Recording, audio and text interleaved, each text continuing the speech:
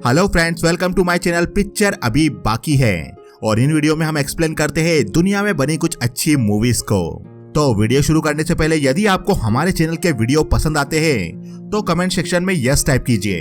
हम आपके सारे कमेंट पढ़ते हैं और उनका जवाब भी देते हैं, तो कमेंट जरूर कीजिए। तो दोस्तों, आज की हमारी मूवी है 11-14 और ये मूवी एक बहुत ही इंटरेस्टिंग मूवी है और इस मूवी में एक के बाद एक बहुत सारे ट्विस्ट भी है, इसलिए आप इस मूवी को ध्यान से देखिएगा और अंत तक देखिएगा क्योंकि यह मूवी देखकर आपको एक नया एक्सपीरियंस मिलेगा। तो मूवी की शुरुआत में जैक को दिखाया जाता है। जैक रात के समय में सुनसान सड़क पर अपनी कार चला रहा होता है। जैक कार चलाते हुए मोबाइल पर बात कर रहा था और सामने से कोई जैक से पूछता है, क्या तुमने ड्रिंक कर रखी है? जैक सामने वाले को फोन पर कहता है, मैं तुम्हें अब ये नहीं कहने वाला कि मैं नशे में हूँ। तभी जैक जिससे बात कर रहा था वो फोन काट देता है और जैक को देखकर लग रहा था कि वो नशे में है। जैक की गाड़ी में उस वक्त टाइम 11:13 हो रहा था और जैसे ही जैक की गाड़ी में टाइम 11:14 होता है तभी जैक की गाड़ी से किसी का एक्सीडेंट हो जाता है। जैक की गाड़ी के सामने कोई आ गया था। जैक नशे में था तो उसे कुछ समझ नहीं आया कि उसकी गाड़ी के सामने कौन आया। जैक घबरा गया था और घबरा कर जैक गाड़ी से नीचे उतरता है तो जैक को जैक की गाड़ी के पास एक आदमी दिखाई देता है और उसका फेस कुचल गया था। वो आदमी मर चुका था और तभी जैक को अपनी ओर एक गाड़ी आती हुई दिखाई देती है। जैक उस आदमी की बॉडी को कार के पीछे छुपाकर कार के पास खड़ा हो जाता है और वो कार जैक की कार के पास आकर रुकती है और उस कार में बैठी लेडी का नाम नॉर्मा था। नॉर्मा जैक से कहती है, क्या तुम ठीक हो? इस साल ये 5वीं बार हुआ है, कहाँ गया वो? जैक ये सुनकर और डर जाता है और उसे लगता है कि नॉर्मा को पता चल गया कि उसके द्वारा एक्सीडेंट हुआ है। जैक कहता है, ये आप क्या बोल रही हो? नॉर्मा कहती है, मैं हिरन की बात कर रही हूँ जो तुम्हारी गाड़ी से टकराया। वो किस तरफ गया? जैक कहता है, ओ वो उस तरफ भाग गया। नॉर्मा कहती है, ठीक है, मैं पुलिस को कॉल करती हूँ, वो तुम्हारी यहाँ पर आकर हेल्प करेंगे। जैक कहता है, नहीं मत करो, मैं सिचुएशन हैंडल कर लूंगा। पर नॉर्मा पुलिस को कॉल कर देती है और पुलिस को इस घटना के बारे में बताने लगती है और नॉर्मा अपनी गाड़ी लेकर वहाँ से निकल जाती है। नॉर्मा के जाने के बाद जैक जल्दी उस बॉडी को एक चादर में लपेटकर उसे गाड़ी की डिक्की में डालने लगता है और गाड़ी लेकर जैक वहाँ से जाने लगता है। तभी जैक देखता है उसकी गाड़ी के पीछे पुलिस की गाड़ी आ गई थी। वो पुलिस वाला जैक की गाड़ी के पास आकर पूछता है, मुझे पता चला कि तुम्हारी गाड़ी से कोई जानवर टकराया है, क्या तुम्हें चोट आई? जैक कहता है, नहीं मैं ठीक हूँ। वो पुलिस वाला जैक के चेहरे को देखकर पूछता है, क्या तुमने ड्रिंक कर रखी है? और वो पुलिस वाला जैक से उसका लाइसेंस और उसका रजिस्ट्रेशन मांगता है और जैक को गाड़ी से नीचे उतरने को कहता है। वो पुलिस वाला ऑफिसर हनगन जैक के गाड़ी के पेपर चेक करता है और वो जैक से कहता है, तुम्हारा ड्राइविंग लाइसेंस 3 महीने पहले कैंसिल किया गया था, फिर भी तुम ड्राइव कर रहे हो, मुझे तुम्हें अरेस्ट करना होगा। और ऐसा कहकर ऑफिसर हनगन जैक के हाथों में प्लास्टिक बेल्ट लगा देता है। तभी ऑफिसर हनगन को कार की डिक्की पर खून लगा हुआ दिखाई देता है। पुलिस ऑफिसर डिक्की खोलता है तो वो देखता है डिक्की में कपड़े में लपेटकर कुछ पड़ा था। ऑफिसर उस कपड़े को हटाता है तो उसे इंसान के पांव दिखते हैं। ऑफिसर समझ जाता है कि ये किसी इंसान की बॉडी है। ऑफिसर पुलिस कंट्रोल रूम में फोन करके पुलिस को इस बारे में बताने लगता है और जैक अपने पॉकेट में से कटर निकालकर अपने हाथ में लगे बेल्ट को काटने की कोशिश करता है। ऑफिसर जैक को अपनी पुलिस की गाड़ी में ले जाने लगते हैं और गाड़ी में पहले से ही बैठी बजी और डफी को आगे खसकने के लिए बोलते हैं ताकि जैक को उस गाड़ी में बैठाया जा सके। पर बजी जैक को अपने पास बैठाने से मना कर देती है और वो ऑफिसर से बहस करने लगती है। तब तक जैक भी अपने हाथ से प्लास्टिक बेल्ट को कट करके वहां से जंगल की ओर भाग जाता है। ऑफिसर भी जैक का पीछा करने लगता है। तब तक पुलिस की गाड़ी में बैठे बजी और डफी भी पुलिस की गाड़ी से निकलकर वहां से भागने लगते हैं। जैक जंगल की तरफ भागकर एक घर के पास पहुंच जाता है। तभी उस घर से एक लेडी बाहर निकलती है और ये लेडी फ्रैंक नाम के आदमी को आवाज लगा रही थी जो कि उसका हस्बैंड है, उसे ढूंढ रही थी। ये लेडी जैक के पास आती है तो जैक देखता है ये लेडी नॉर्मा है जिसने उसकी गाड़ी के एक्सीडेंट के बाद पुलिस को कॉल करके पुलिस को बुलाया था। नॉर्मा बहुत दुखी थी और नॉर्मा जैक से पूछती है, क्या तुमने मेरे हस्बैंड को देखा? क्या तुम उसे ढूंढने में मेरी मदद करोगे? और यह सुनकर जैक भी नॉर्मा के साथ उसके हस्बैंड को जंगल में ढूंढने लगता है। नॉर्मा रो रही थी और नॉर्मा फ्रैंक को आवाज लगा रही थी। नॉर्मा कहती है, ऐसा नहीं हो सकता, मुझे किसी ने फोन करके बताया कि मेरे इकलौते बच्चे को किसी ने कार से टक्कर मार दी है। जैक ये सुनकर शॉक हो जाता है और जैक को लगता है उसकी गाड़ी से ही उसके बच्चे का एक्सीडेंट हुआ है। जैक पूछता है, क्या उन्होंने अभी कॉल करके बताया? नॉर्मा कहती है, नहीं, जब मैं घर पहुंची थी उसके कुछ मिनटों बाद जब तुम मुझे सड़क पर मिले थे। जैक का डरा हुआ चेहरा देखकर नॉर्मा को जैक पर शक होता है और नॉर्मा जैक से कहती है, वो तुम ही थे। तभी वहाँ पुलिस ऑफिसर आ जाता है और वो जैक पर गन अड़ाकर कहता है, मैम प्लीज आप इससे दूर हो जाइए। जैक कहता है वो बस एक एक्सीडेंट था। यह सुनकर नॉर्मा अपने हाथ में रखा टॉर्च जैक के सर पर मारती है। जैक डर के वहाँ से भागने लगता है और नॉर्मा और ऑफिसर हैंडगन भी उसका पीछा करते हैं। भागते भागते जैक एक कब्रिस्तान में पहुंच जाता है और वहाँ पड़ी बॉलिंग गेम की बॉल से टकराकर गिर जाता है। इस बॉल पर डफी लिखा था। तभी वहाँ ऑफिसर हैंडगन और नॉर्मा पहुंच जाते हैं। ऑफिसर जैक पर गन अड़ाकर कहता है हिलना मत, और नॉर्मा कहती है तुम्हें सजा मिलेगी, तुमने जो कुछ भी मेरी बेटी के साथ किया है। जैक ये सुनकर शॉक हो जाता है और जैक कहता है बेटी? तो दोस्तों, जैक की गाड़ी से जिसका एक्सीडेंट हुआ था वो एक लड़का था और जैक को समझ में ये नहीं आता कि नॉर्मा उसके बेटी का एक्सीडेंट का इल्जाम उस पर क्यों लगा रही थी। आगे हमें मूवी में दूसरी कहानी बताई जाती है और इस कहानी में 3 दोस्त मार्क, एडी और टीम एक वैन से एंजॉय करते हुए, मस्ती करते हुए कहीं जा रहे थे और उस समय वैन में टाइम 11:09 हो रहा था। मार्क गाड़ी चला रहा होता है जिसकी ये वैन थी और गाड़ी चलाते हुए मार्क एक डोनट को अपने सामने आ रही गाड़ी के शीशे पर फेंकता है जिससे उस गाड़ी का बैलेंस बिगड़ जाता है और फिर मार्क की गाड़ी में बैठे टीम और एडी एक बुक में आग लगाकर उसे गाड़ी से बाहर फेंक देते हैं और उसके बाद एडी कार के कांच को ओपन कर कार से ही पेशाब बाहर की ओर करने लगता है। मार्क एडी पर चिल्लाता है और मार्क एडी को ऐसा करने से मना करता है और उसी समय मार्क की गाड़ी में टाइम 11:14 होता है और तभी कोई मार्क की गाड़ी के सामने आ जाता है और वो मार्क की गाड़ी से टकरा जाता है। मार्क और टीम गाड़ी के बाहर देखते हैं तो ये एक लड़की थी और ये लड़की वैन से टकराकर मर चुकी थी। मार्क और टीम उस लड़की को देखकर घबरा जाते हैं। तभी एक लड़का दौड़कर उस लड़की के पास आता है। उस लड़के का नाम डफी था और डफी उस लड़की को उठाने की कोशिश करता है पर वो लड़की मर चुकी थी। डफी गुस्से से खड़ा होता है और वो अपनी गन निकालता है। ये देखकर मार्क तेजी से गाड़ी चलाते हुए वहां से निकल जाता है और डफी अपनी गन से मार्क की गाड़ी पर एक के बाद एक गोलियां चलाने लगता है। टीम नीचे झुक जाता है और मार्क के गाड़ी निकालने के बाद टीम उठता है तो टीम देखता है एडी जख्मी हो गया था और एडी का प्राइवेट पार्ट कटकर गिर गया था। एडी कार के शीशे के बाहर पेशाब कर रहा था और एक्सीडेंट होने के कारण मार्क अपनी गाड़ी तेज रफ्तार से रोकता है जिससे वैन का शीशा बंद हो गया था और एडी का प्राइवेट पार्ट कटकर एक्सीडेंट वाली जगह पर गिर गया था। एडी का प्राइवेट पार्ट कटा देखकर टीम मार्क को गाड़ी रोकने को कहता है। मार्क गाड़ी नहीं रोक रहा था तब टीम मार्क की गाड़ी को रोकता है। टीम मार्क को बताता है एडी का प्राइवेट पार्ट कटकर एक्सीडेंट वाली जगह पर गिर गया है। ये देखकर मार्क घबरा जाता है और वो हॉस्पिटल जाने के लिए कहता है। एडी कहता है नहीं, हमें पहले एक्सीडेंट वाली जगह पर जाना होगा, मैं पूरी जिंदगी ऐसे नहीं रह सकता, प्लीज कुछ करो। और ऐसा कहकर एडी रोने लगता है। टीम कहता है ये सही बोल रहा है, हमें वहाँ पर जाना होगा। मार्क कहता है हम वहाँ नहीं जा सकते, तुमने देखा नहीं उसके पास गन थी। टीम कहता है ओके तुम यहीं रुको, मैं वहाँ पर जाऊंगा और मैं एडी का प्राइवेट पार्ट वहाँ से लेकर आऊंगा। मार्क कहता है पर तुम उसका क्या करोगे, वो तो कट चुका है। टीम कहता है पर डॉक्टर उसे वापस जोड़ सकता है और सर्जन ये सब काम कर सकते हैं। ऐसा बोलकर टीम उस एक्सीडेंट वाली जगह पर जाने लगता है। तभी रास्ते में टीम देखता है पुलिस डफी को पकड़कर ले जा रही थी जो मार्क की वैन पर गोलियां चला रहा था। टीम एक्सीडेंट वाली जगह पर जाता है तो वहां पर 2 आदमी एम्बुलेंस में उस लड़की की बॉडी को ले जाने की तैयारी कर रहे थे। टीम सड़क के चारों ओर देखता है तो उसे कहीं भी एडी का प्राइवेट पार्ट दिखाई नहीं देता। टीम एम्बुलेंस वाले से पूछता है यहाँ पर क्या हुआ और वो आदमी कहता है ये एक हिट एंड रन केस है। एम्बुलेंस वाले दोनों आदमी अपना काम कर रहे थे तब टीम एम्बुलेंस में देखता है तो टीम को एम्बुलेंस में एक बॉक्स नजर आता है। टीम एम्बुलेंस में जाकर उस बॉक्स को ओपन करता है तो उस बॉक्स में एडी का प्राइवेट पार्ट भी था और टीम उस बॉक्स को वहां से ले जाने लगता है। पर एम्बुलेंस के बाहर वो दोनों आदमी टीम को रोक कर पूछते हैं क्या तुम यहाँ पर कुछ भूल गए थे जो यहाँ पर लेने आए हो, शायद तुम्हारे दोस्त का कुछ रह गया होगा ना। और ये दोनों आदमी टीम से उस एक्सीडेंट वाली गाड़ी के बारे में पूछने लगते हैं जिससे टीम घबरा जाता है और वो भागने की कोशिश करता है। तभी टीम के हाथ से वो बॉक्स छूट जाता है और एडी का प्राइवेट पार्ट उस बॉक्स से बाहर आकर गिर जाता है। और उसी वक्त वहाँ पर फ्रैंक नाम का आदमी आता है और वो एम्बुलेंस वाला से पूछता है मेरी बेटी कहाँ है। ये देखकर टीम एडी का प्राइवेट पार्ट उठाकर वहाँ से भागने लगता है और वो एम्बुलेंस वाला भी एडी का पीछा करने लगता है। टीम मार्क की वैन के पास पहुंचकर उसे वैन चलाने को कहता है।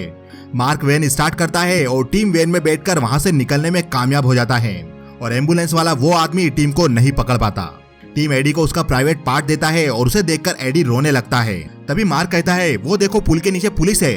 टीम भी पुलिस की गाड़ी को देखता है और पुल के नीचे पुलिस जैक के साथ खड़ी थी।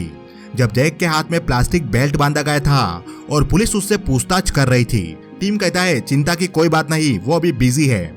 मार्क कहता है तुम दोनों एक बात याद रखोगे और तुम दोनों ये बात किसी को नहीं बताओगे, मेरी गाड़ी से किसी का एक्सीडेंट नहीं हुआ है। मार्क की ये बात एडी और टीम दोनों मान जाते हैं और ये तीनों वहां से गाड़ी लेकर निकल जाते हैं। तो दोस्तों इसी प्रकार से हमें इस मूवी में एक ही समय में घटने वाली घटनाओं को अलग अलग नजरिए से बताया गया है और इसके बाद हमें मूवी में एक और नई कहानी बताई जाती है एक और नए नजरिए से, जिसमें चेरी नाम की लड़की अपने घर से कहीं अपनी गाड़ी लेकर निकल रही होती है और उस लड़की के पिता फ्रैंक भी उसे अपने घर की खिड़की से देख रहे होते हैं।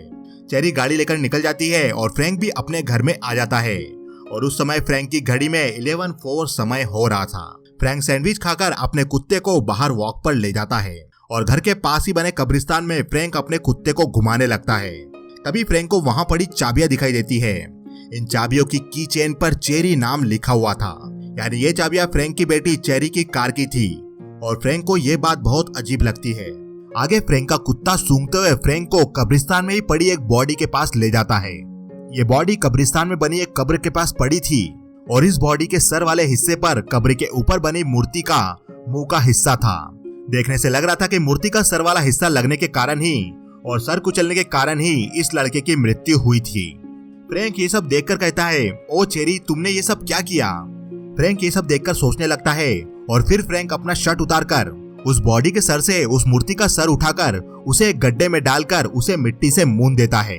फिर फ्रैंक कब्रिस्तान के दरवाजे के पास अपनी गाड़ी लाता है और उसके बाद फ्रैंक उस बॉडी के सर पर अपने शर्ट का कपड़ा बांधकर उसे अपनी कार की डिक्की में रखने ले जाता है। फ्रैंक बॉडी को डिक्की में रखकर डिक्की बंद कर देता है और फ्रैंक अपनी गाड़ी लेकर कब्रिस्तान की तरफ से निकल जाता है।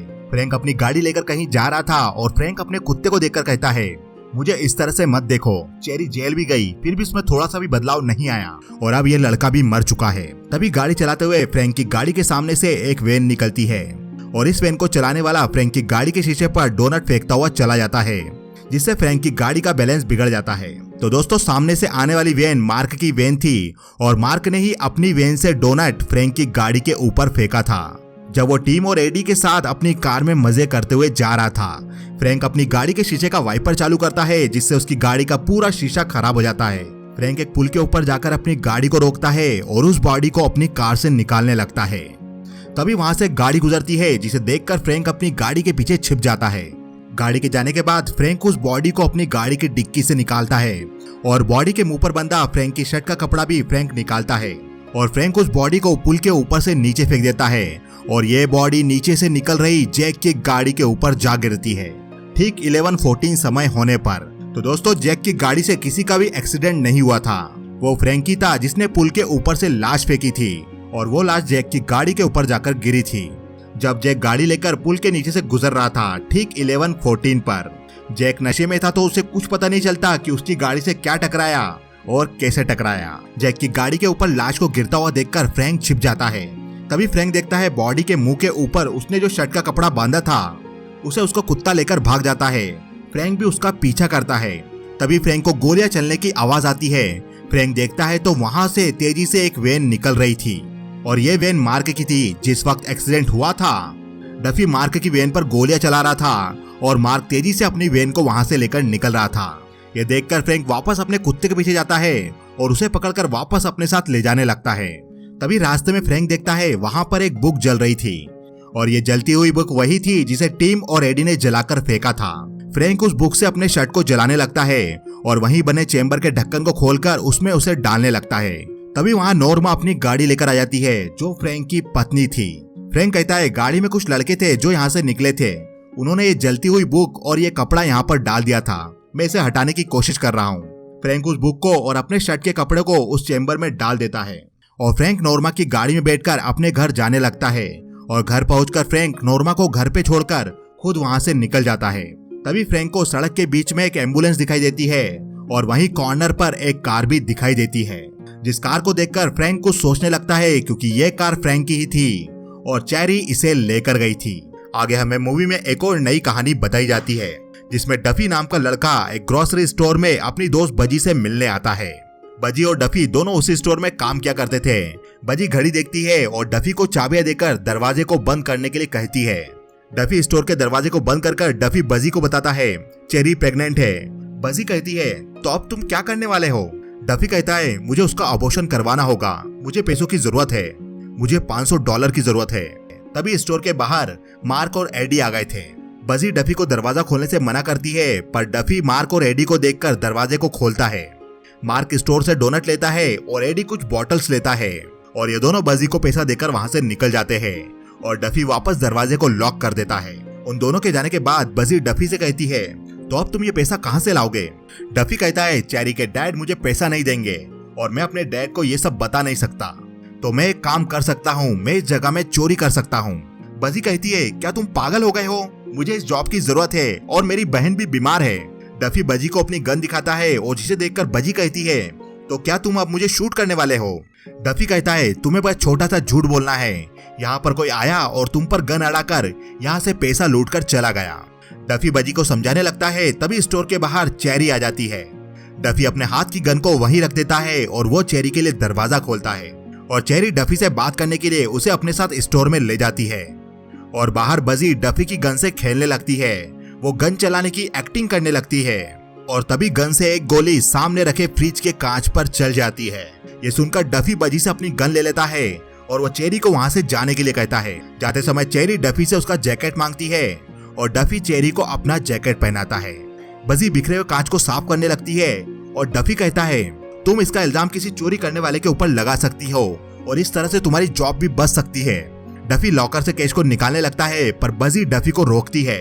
डफी बजी को समझाता है, इस तरह से तुम अपनी जॉब बचा सकती हो। फ्रिज का कांच टूटने का इल्जाम भी तुम चोर पर लगा सकती हो। बजी सोचती है और बजी इसके लिए तैयार हो जाती है। बजी कहती है, सारा पैसा ले जाओ, पर मुझे पहले गोली मारो। मैं सभी से झूठ कहूंगी तो किसी को मेरी बात पर विश्वास नहीं होगा, पर यदि मुझे चोट आएगी तो कोई भी मुझसे क्वेश्चन नहीं करेगा।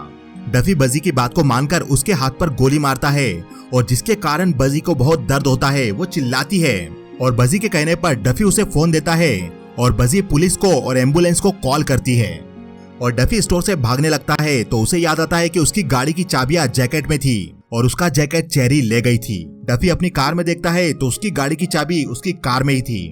डफी दरवाजा खोलकर अपनी कार को वहां से ले जाता है तो डफी रास्ते में पुल के ऊपर देखता है, वहां पर एक गाड़ी खड़ी थी और कुत्ता उस गाड़ी के शीशे पर कुछ चाट रहा था। तो दोस्तों, ये गाड़ी फ्रैंक की थी और वो कुत्ता फ्रैंक की गाड़ी के ऊपर से डोनट चाट रहा था और फ्रैंक उस वक्त गाड़ी के पीछे छुपा हुआ था। आगे रास्ते में डफी को चेरी की कार दिखाई देती है और डफी कार से चेरी को आवाज लगाता है, उसे पैसा दिखाता है। चेरी अपनी कार से उतरकर डफी की कार के पास आने लगती है और उसी वक्त एक वैन आकर चेरी को टक्कर मार देती है। ये वैन मार्क चला रहा था और उसकी वैन में टिम और एडी भी था। चेरी अब मर चुकी थी और डफी अपनी गन निकालकर मार्क की वैन पर गोलियां चलाने लगता है। गोलियों की आवाज सुनकर पेट्रोलिंग कर रही पुलिस की गाड़ी वहां पर आती है और उस पुलिस की गाड़ी में से ऑफिसर हनगन बाहर निकलते हैं और वो डफी को गन नीचे रखने को कहते हैं। डफी गन नीचे रखता है और पुलिस ऑफिसर उसे गिरफ्तार करके अपनी गाड़ी में बिठाता है और वो पुलिस वाला एम्बुलेंस को बुलाकर चेरी की बॉडी को देखने लगता है। वहीं पर ऑफिसर को कोने पर कुछ दिखाई देता है। ऑफिसर पास जाकर देखता है तो वो एडी का प्राइवेट पार्ट था। ऑफिसर गाड़ी में आकर डफी से पूछता है, क्या तुम मुझे बताओगे यहाँ पर क्या हुआ? डफी कहता है, एक वैन से चेरी का एक्सीडेंट हुआ है, वो एक ब्लू वैन थी। ऑफिसर कहता है, किसी ने पास के स्टोर में वहां पर काम करने वाली लड़की पर गोली चलाई है। मैं जानता हूँ तुम भी वहीं काम करते हो और तुम्हारे पास इस वक्त गन भी है और पैसा भी है। एम्बुलेंस आती है और ऑफिसर एम्बुलेंस वालों को रोड के साइड में पड़े प्राइवेट पार्ट के बारे में भी बताता है। उसी एम्बुलेंस में बजी भी बैठी थी क्योंकि उसे भी गोली लगी थी। ऑफिसर बजी से पूछता है, वो आदमी जो कार में बैठा है, क्या उसी ने स्टोर में लूटमार की है? बजी कहती है, नहीं, ये वो नहीं था। ऑफिसर कहता है, तुम झूठ बोल रही हो क्योंकि तुम दोनों ही लूट में शामिल थे। और ऑफिसर हथकड़ी पहनाकर बजी को भी उस पुलिस की गाड़ी में बिठा देता है। आगे मूवी में हमें एक और नई कहानी बताई जाती है, एक और नए नजरिए से। इस कहानी में चेरी को बताया जाता है, चेरी अपने घर में थी और चेरी म्यूजिक सुन रही थी। चेरी को उसकी फ्रेंड का कॉल आता है और चेरी कॉल अटेंड कर उससे बात करने लगती है। तभी चेरी के घर के बाहर एक गाड़ी में बैठा लड़का गाड़ी का हॉर्न बजाता है और चेरी गाड़ी को देखकर फोन रखकर नीचे जाने लगती है। चेरी के पिता फ्रैंक चेरी से कहते हैं, तो बाहर हारून की गाड़ी आई है। मैंने कहा था ना, ये लड़का वापस यहाँ पर नहीं आना चाहिए। और तुम कहाँ पर जा रही हो? चेरी कहती है, मैं बस थोड़ी देर के लिए बाहर घूमने जा रही हूँ डैड। फ्रैंक कहता है, चेरी पहले मेरी बात सुनो, मैं इस लड़के पर विश्वास नहीं करता। अगर इस लड़के ने फिर से तुम्हें मारा तो मैं इसे मार दूंगा। चेरी कहती है, मैं अपना ख्याल रखूंगी डैड, और चेरी घर से निकल जाती है। चेरी के जाने से फ्रैंक परेशान होता है और चेरी हारून की गाड़ी के पास जाती है। हारून चेरी को सेक्स करने के लिए कहीं चलने के लिए कहता है। चेरी कहती है ओके, अगर तुम ऐसा चाहते हो तो तुम मुझे पहले पकड़ो, और ऐसा कहकर चेरी वहां से भागने लगती है। हारून चेरी का पीछा करता है और चेरी भागते हुए कब्रिस्तान में चली जाती है और हारून चेरी को पकड़ लेता है। हारून और चेरी कब्रिस्तान में ही एक मूर्ति वाले पत्थर से टिककर सेक्स करने लगते हैं, जिसके कारण कब्रिस्तान का वो पत्थर हिलने लगता है और उस मूर्ति का सर भी हिलने लगता है, और हिलने के कारण मूर्ति का सर हारून के सर पर जा गिरता है और सर कुचलने के कारण हारून मारा जाता है और चेरी ये सब देखकर डर जाती है। वहीं पर चेरी का बैग खुला हुआ पड़ा था और उसमें चेरी को डफी का फोटो दिखता है। इसमें डफी के हाथ में एक बॉलिंग गेम बॉल थी और जिस बॉल पर डफी लिखा हुआ था। चेरी उस फोटो को देखकर कुछ सोचती है और चेरी कब्रिस्तान से अपने घर पर जाने लगती है और चेरी की गाड़ी की चाबियां कब्रिस्तान में ही गिर गई थी। चेरी अपने घर पर जाती है और अपने खून से रंगे हाथ धोकर चेरी अपनी गाड़ी की चाबियां ढूंढने लगती है, पर चेरी को उसके घर पर गाड़ी की चाबी नहीं मिलती। चेरी अपने पिता फ्रैंक से उनकी गाड़ी की चाबी मांगती है और फ्रैंक चेरी को अपनी गाड़ी की चाबी दे देता है। चेरी फ्रैंक की गाड़ी लेकर घर से जा रही थी और फ्रैंक खिड़की से चेरी को देख रहा था। आगे चेरी फ्रैंक की गाड़ी चला रही थी, पर वो गाड़ी बार बार बंद हो रही थी। चेरी गाड़ी को लेकर स्टोर पर पहुंचती है जहां पर डफी काम किया करता था। चेरी ग्लव्स पहनकर डफी की गाड़ी में उसकी बॉलिंग बॉल देखती है। चेरी गाड़ी को खोलने लगती है, पर कार लॉक थी। चेरी स्टोर में जाती है और स्टोर में जाकर डफी से बात करने लगती है, और बात करते हुए चेरी डफी के पॉकेट से उसकी गाड़ी की चाबी निकालने की कोशिश करती है, और तभी गोली चल जाती है। ये गोली बजी ने चलाई थी। चेरी और डफी बाहर आते हैं और डफी चेरी को वहां से जाने के लिए कहता है। चेरी डफी से उसका जैकेट मांगती है और डफी चेरी को उसका जैकेट देता है। चेरी स्टोर से बाहर आकर डफी के जैकेट से उसकी चाबी निकालकर उसकी गाड़ी का लॉक खोलती है और उसकी बॉलिंग बॉल निकालकर चाबी कार में ही रख देती है। चेरी अपनी गाड़ी स्टार्ट करके वहां से निकलने लगती है, तभी स्टोर से गोली चलने की आवाज आती है। ये गोली डफी ने बजी पर चलाई थी। आगे जाकर चेरी पुलिस को कॉल लगा देती है और उन्हें स्टोर की घटना के बारे में बता देती है। चेरी वापस कब्रिस्तान की तरफ जाने लगती है और कब्रिस्तान की तरफ जाते समय चेरी को अपने पिता फ्रैंक की गाड़ी वहां पर दिखाई देती है। चेरी डफी की बॉलिंग बॉल को कब्रिस्तान में हारून के सर पर रखने वाली थी ताकि हारून की मौत का इल्जाम डफी के ऊपर आ जाए। चेरी कब्रिस्तान में जाती है तो चेरी देखती है वहां पर हारून की बॉडी नहीं थी। चेरी बॉलिंग बॉल को वहीं छोड़कर अपनी कार की तरफ भागती है और अपनी कार स्टार्ट करती है, पर चेरी की कार स्टार्ट भी नहीं हो रही थी। चेरी अपने फोन से किसी को कॉल करती है और सामने चेरी से जैक बात कर रहा था। चेरी जैक से कहती है मुझे तुम्हारी जरूरत है, तुम यहाँ पर आकर मुझे ले जाओ। जैक कहता है पर मुझे तो लगा था तुम सब कुछ कल छोड़ने वाली हो। चेरी कहती है नहीं, मैं अभी सब कुछ छोड़ना चाहती हूँ, तुम्हारे साथ चलना चाहती हूँ, क्या तुम नशे में हो? जैक कहता है मैं तुम्हें अब ये नहीं कहने वाला कि मैंने ड्रिंक की है। तभी चेरी को डफी की आवाज आती है और डफी चेरी को अपनी कार से पैसा दिखाता है। चेरी जैक का कॉल काट के डफी के पास जाने लगती है और तभी मार की वैन से चेरी का एक्सीडेंट हो जाता है और उसी वक्त फ्रैंक भी पुल के नीचे बॉडी को फेंकता है, जो बॉडी जैक की गाड़ी के ऊपर जाकर गिरती है और यह मूवी यहीं खत्म हो जाती है। तो दोस्तों, फ्रैंक हारून की लाश को कब्रिस्तान से इसलिए हटा रहा था ताकि उसकी मौत का इल्जाम उसकी बेटी चेरी पर ना आए, और चेरी हारून के कुचले हुए चेहरे पर डफी की बॉलिंग बॉल इसलिए रखना चाहती थी ताकि हारून की मौत का इल्जाम डफी पर आए। तो दोस्तों, आपको ये वीडियो कैसा लगा हमें बताइए कमेंट सेक्शन में। यदि आपको ये वीडियो अच्छा लगा तो कमेंट सेक्शन में यस टाइप कीजिए। वीडियो को लाइक कीजिए, चैनल को सब्सक्राइब कीजिए और बेल आइकन पर जरूर क्लिक कीजिए क्योंकि पिक्चर अभी बाकी है।